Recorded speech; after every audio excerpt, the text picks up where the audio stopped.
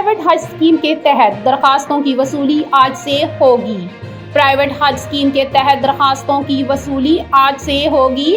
Scheme के तहत 37,900 आज़मीन दरखास्तों पर जमा करवा सकते हैं।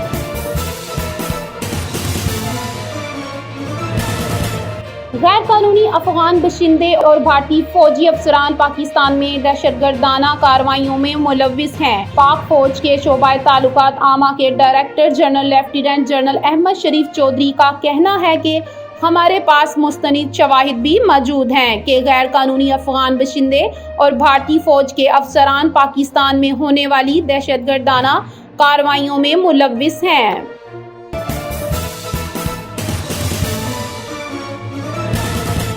Justice Tariq Mahmood Jahangiri Islamabad high court के फैसले के खिलाफ सुप्रीम कोर्ट पहुंच गए। जस्टिस तारिक महमूद जहांगीरी ने सुप्रीम कोर्ट में जाली डिग्री केस में अपील दायर कर दी। जस्टिस तारिक महमूद जहांगीरी ने इस्लामाबाद हाई कोर्ट के फैसले के खिलाफ अपील दायर की।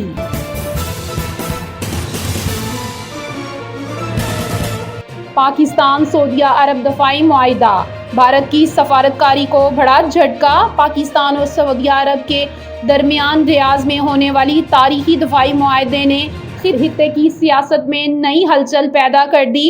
इस मुआहिदे के तहत अगर किसी एक मुल्क पर हमला हुआ तो उसे दोनों पर हमला तस्वुर किया जाएगा।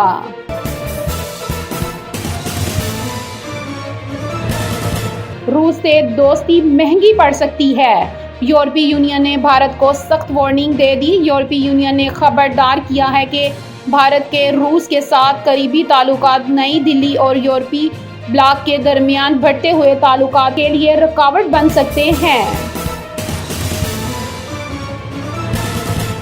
भारत का एक और ड्रामा, पाकिस्तानी टीम को नए तनाज़े में मुलव्वस करने की कोशिश।